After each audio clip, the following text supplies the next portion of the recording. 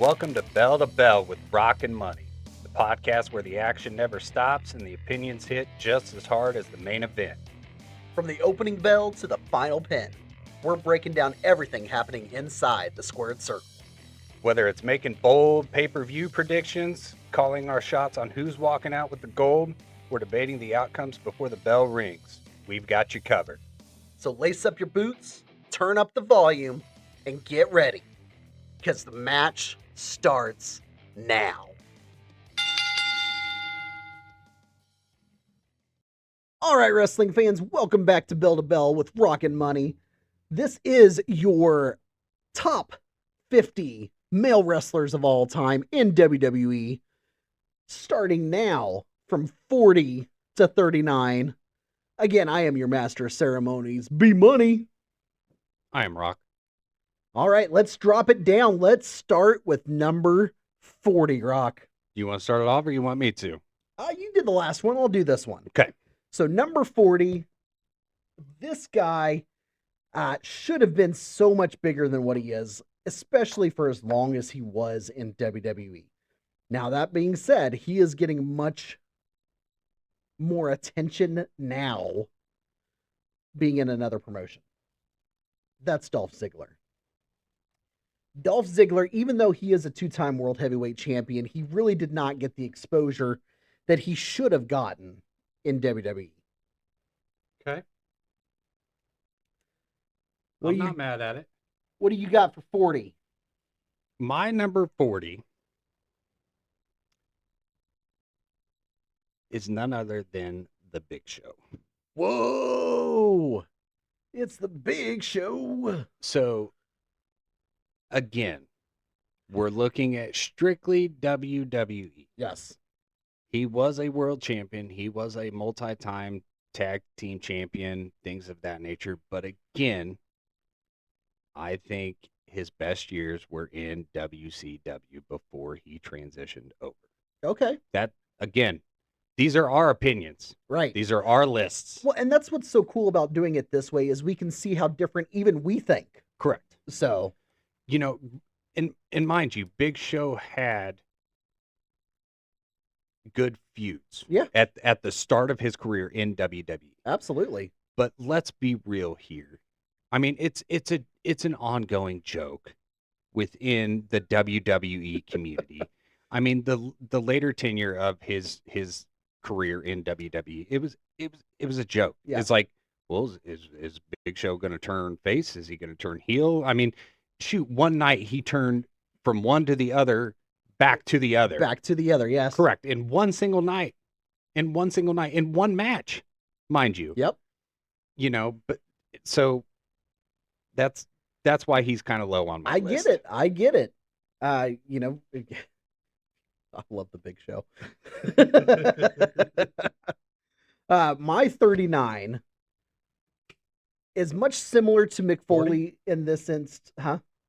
You already went 40. Yeah, my fault. yeah. My fault. Yeah, I started.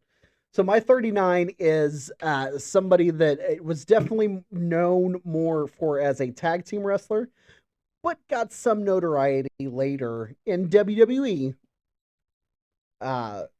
You know, later in his career, and that's Christian. Okay. Two-time World Heavyweight Champion, much like Mick Foley, a very transitional champion though. Mm-hmm. You know, but he did hold the WWE version of the ECW title for quite a long time. Four-time Intercontinental Champion, and we can't forget about the 9-time Tag Team Champion. He is one of the few tag team specialists that is not only a Triple Crown winner, but a Grand Slam winner. So, you know, Christian, I liked Christian, and I think he deserves to be in the top 50. That's fair. All right. So next individual I have on my list, and this is I'm probably going to get some beef for this because he is lower on my list, but my number 39 is Jake the Snake Roberts. Okay. See, here's my thing. And I'm going to speak a little out of turn on this one, but Jake the Snake is not on my list at all. And the only reason he's not is because he never won any championships in WWE. See, and that that's the reason that he's so far down on my list is because he never won any gold. Yeah. But in my eyes, he should have. That was 100%. WWF missed the mark Yep. with Jake the Snake. I agree. I mean, the dude could wrestle. I mean, his finisher was the DDT, for crying out loud. Yep. And now that's a move that's used by every single solitary wrestler in any promotion. Yep. And I mean, but that was his finisher. Yep. You know, so for somebody to leave their mark on wrestling in that way, that should tell you something. I'll tell you this. When I was a kid, I knew that my mom was mad, ticked off when she got quiet and really low with her voice. And that is exactly what Jake the Snake put in me every time that he talked, because just he like- was so slow Just and cower he down. was so intense. And he had that like raspiness to his voice too. I mean, somebody who sounded like they smoked like 2 packs a Yes. day, and he probably did back then. Probably. But yeah, I 100% get where you're coming from. They Still sends chills. 100%, man. All right. So my 38. This one kind of hurt me to put on the list, period, because I'm not a fan of this guy. I've never been a fan of this wrestler, but to drop his accomplishments would be a shame as well. And that's Alberto Del Rio. Like I said, I did not care for Alberto, but what he was able to do in the 4 years that he was in WWE is, I mean, it really did show how good of a wrestler he could be and how much stock WWE put into him. Yeah, when he wasn't beating women or attacking Again, somebody's father on a talk that's show. behind the scenes stuff. We're not dealing with that tonight. Shut up and do your 37. 38. Oh yeah, because I started. Yeah, Yep. you're 38. Okay. My number 38. It's time. It's time. It's beta time. My number 38 is none other than Big Man Bader. All right. Probably one of the prettiest moonsaults in the game. For as big as that man was, Yep. I mean, to move the way that he did, and just, I'm sorry, I'm going to sound like a broken record, but that moonsault was just a thing of beauty. I mean, in my eyes, I mean, he set the tone for big men being able to do what big men can do today. Absolutely. And most of your big men will say that they were inspired by it. I mean, even people that were around at the same time.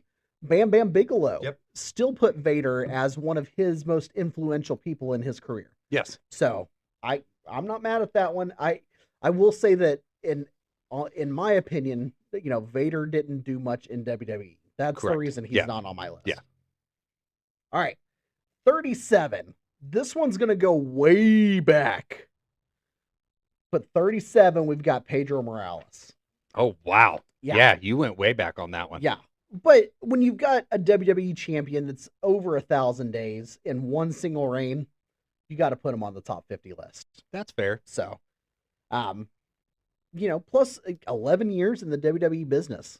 And this was after he had already had some of the territories down in Puerto Rico and other territories around the United States. So, all right, 37, sir. My number 37 pick, again, I had such a hard time with this list. One, coming up with wrestlers who, in my eyes, meant something to WWE. Yeah. And I you can come at me all you want, but I think once you see the top part of my list, I think you will more understand why I put him so low. I mean, he did mean a lot for WWE and was a monster in the company, but my pick is Batista. Okay. Again, should he have been a little bit higher? Possibly. Crybaby Batista. Blue Tista. Blue Tista. Love it. I mean, he was a Batista. multi-time world champion, uh, multi-tag team champion, if I'm not mistaken. Yep. Um, Mostly with Ric Flair. did he ever hold it with Orton? Or no? No. No, back during Evolution, Triple H had the title. Orton had the IC. Yep. And And then, then they had the tag team yep. champions. Okay. But again, Gotta love a guy that starts out as a deacon. All right. Number 36 for me. This guy is supposed to be active still. We haven't seen him in a while, but he is a one-time Universal Champion and has had great matches with Roman Reigns, especially in his long title reign, and that's Kevin Owens. Kevin Owens, his debut on the WWE main roster was one of the most intense when he came and faced John Cena in the US Open Challenge and beat him. Such a great debut and really scared the crap out of people on the main roster. So that alone, in my opinion, puts I Kevin mean, Owens on this list. and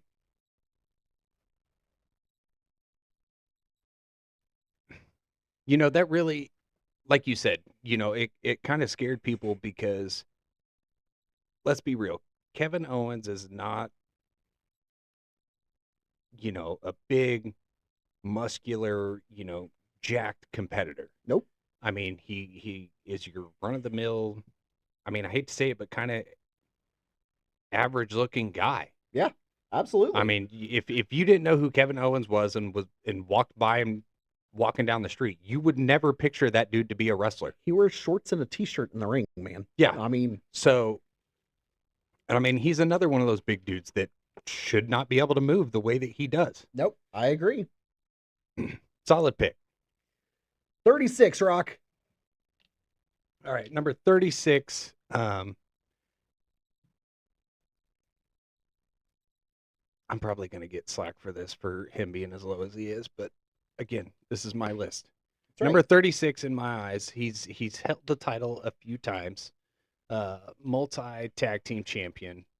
But probably the best modern day heel, and that would be the Miz. Oh, okay. All right. I'm not mad at that one. You know, I will admit that he is higher on my list, but I'm not mad at where he's at on yours either. So Yeah, I get it. I mean, I feel like he's, kind of right there. Like I said, should I put him in the middle? Possibly more towards the middle, possibly. But again, with the other superstars that, to me, these other superstars that I have above him mean more to me within WWE. That's fair. All right, 35 for me.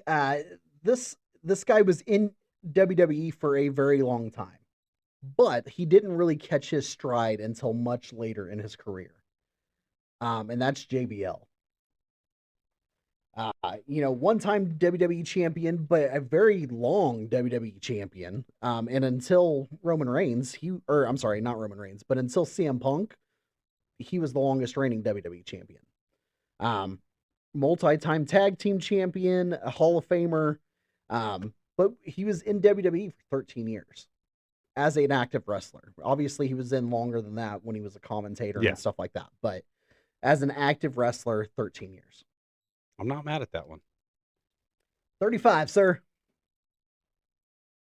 35 for me. And you've already had this individual on your list. Okay. Number 35 for me is Dolph Ziggler. Dolph Ziggler. Okay. And the reason that he is so high for me is because, well, we talked the same exact thing that we talked about with Sami Zayn. Anytime you needed somebody to go out there and give a top-notch match, Dolph Ziggler was your He guy. was there. I mean, the one memorable thing that sticks out for me was, and I cannot remember who was on his team, but I'm pretty sure it was a Survivor Series, Okay. classic Survivor Series. The good Survivor Series. Yeah. And I'm pretty sure, was it maybe Team Cena versus the Wyatt family? It might have been. When it was him versus like the full team or like Basically. 4 left. Do you remember that? Yeah. And he got down to 1 or 2 competitors left, but was already wrestling. Yeah. Had already wrestled like 10 minutes Yep. beforehand and still made a run at almost winning the freaking match. Yep. I remember, like, it was, here's the thing. He had such stamina. Yes. It was ridiculous. Yes. And WWE knew that even if they had a match, or he had a match earlier in the night, they knew that he would still be able to go later. Well, and I mean, there were numerous times to where, you know, somebody got injured. Yeah. Or, you know, something happened, or, you know, it's like, hey, we need somebody to fill this slot. All right, grab Dolph. Yeah. And Dolph would go out there and give you everything he had. I mean, he wouldn't go out there knowing that he was going to lose the match and, you know, kind of lay down or, No. you know, sorry, but half-ass things. Yep. You know, he would go out there in every single solitary match that man was in, gave it 110%. Yep. He was always on top. Or, well, not on top, but he was always in the running. All right, my number 34 was your number 36. I've got The Miz. Okay, so we're not too far off. Not We're far. not too far off. So, but yeah, I mean, we've already said it. Miz he's been in 20 plus years in WWE at this point. I mean, he's deserved these accolades. Oh, 100%. And I think that, honestly, I think he's overlooked on some. I think that he deserves more, in my opinion. I mean, you look at the IC title, he is one of the top IC champions. Yeah. In the world. Yeah, 8-time Intercontinental Champion. Yeah. Absolutely. And here's the thing. Like him or not, he has so many good catchphrases to start with. Think of how we start this show. You know, I start this show every time as welcome back to the most must see. Yeah. Where do you think I get that from? Miz TV. Thank you. So, thank you, Miz. All right, sir. Number 34 for you. Number 34, you've already had this gentleman on your list.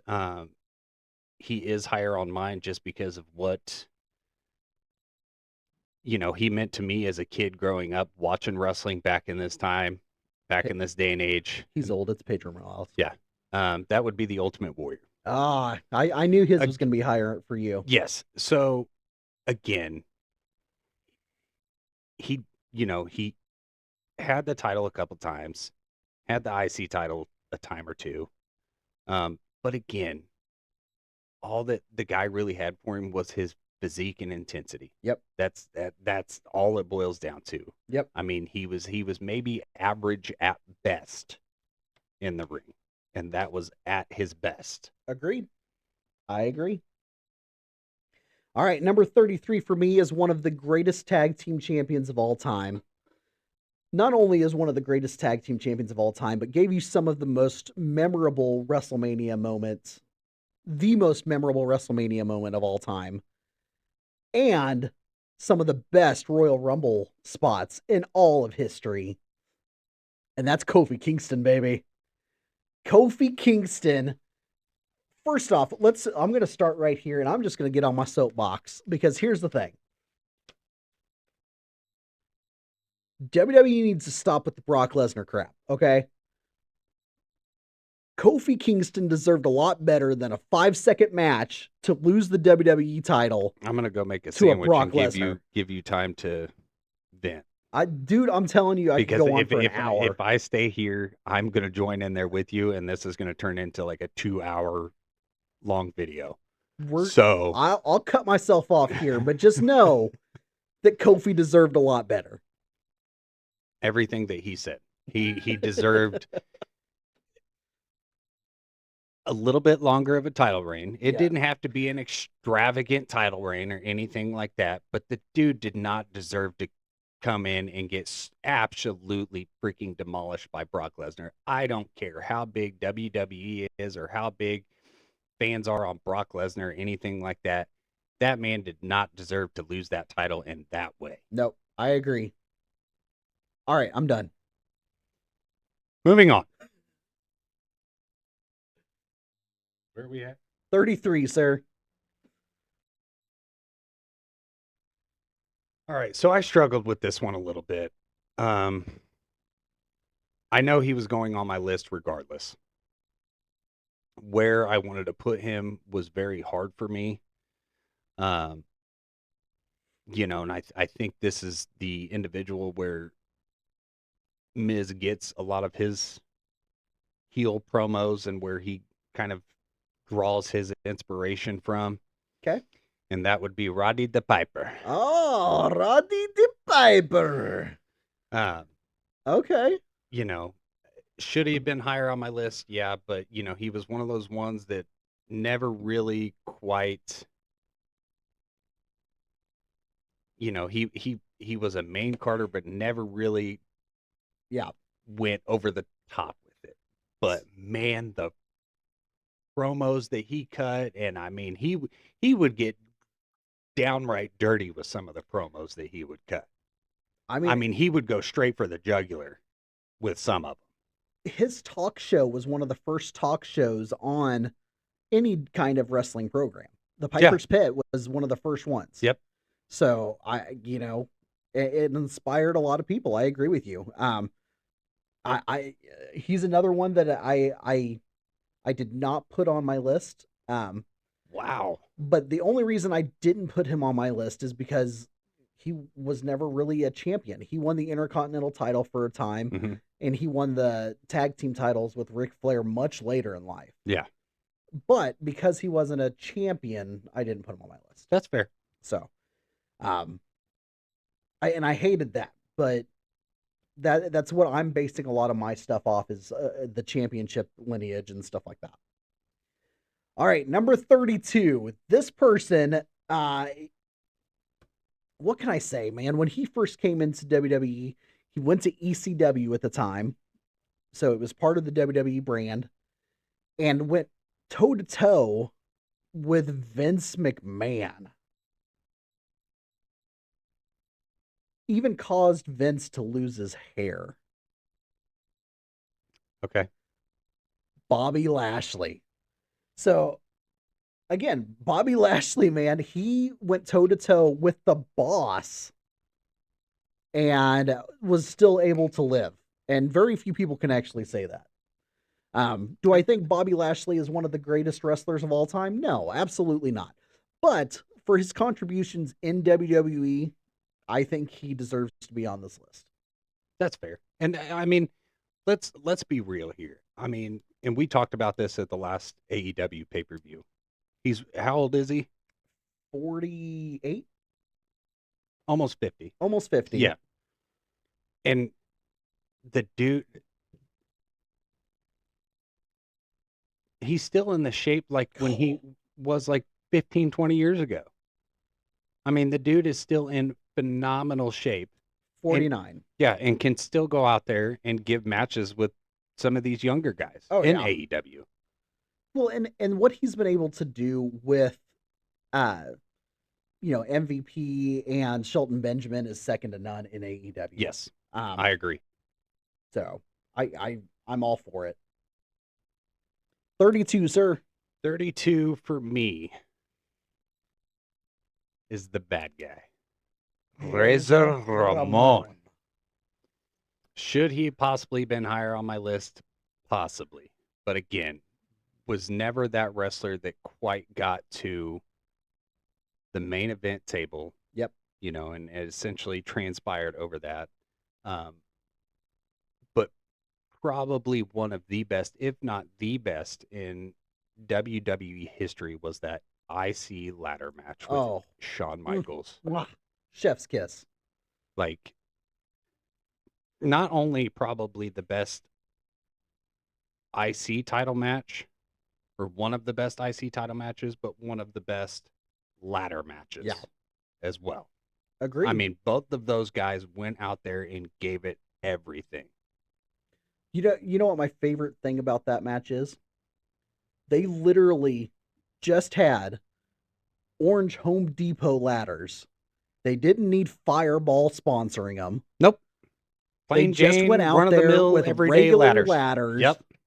And just did what they had to do. Mm-hmm. Sorry, soapbox moment again. Anyway, just close out my top 30 list. 31. This one, I could definitely have seen this one higher, but he is another one of those that was kind of a transitional champion, and that's Kane. Okay. Kane is one of the best big men in the business, multi-time hardcore and tag team champion, even won the WCW tag team championships with The Undertaker, which is pretty cool. But the thing that got me the most is he spent 25 years in WWE as an active wrestler under 3 different personas. Which is crazy. That's crazy. That doesn't happen often. No. So, number 31 for you, sir, to close out the show. My number 31 pick is none other than Kurt Hennig, Mr. Perfect. Ooh, okay. All right. Another one of those guys that I felt like should have been maybe on the lower side of that main event table. Yep. But let's be real here. I mean, the dude cut some of the best vignettes. When you go back and look at vignettes, of wrestling past and stuff like that, I feel like he was one of those ones that kind of started, the whole vignette thing. Yeah, I agree. From the full court, no look basketball shot to the 50-yard throwing the football to himself. Yeah. Yeah. And I mean, just granted, it was all cut and, stuff like that, but he still made it look perfect. Yes. As he should have. Throwing the gum in the air. Oh, yeah. Tossing it. Yeah. It's great. Have you ever tried doing that? I've tried it a couple times. It's hard. It's not easy. No. And or tossing the pencil in the air and catching it to where you can actually write again. Yeah, and he did it walking to the ring. Yeah. Every time. Crazy. So, all right, guys, that is 40 to 31 for both of us there. Stick around. We will have more. Next up, we've got 30 to 29. And that, as you guys know, is the bell. Later.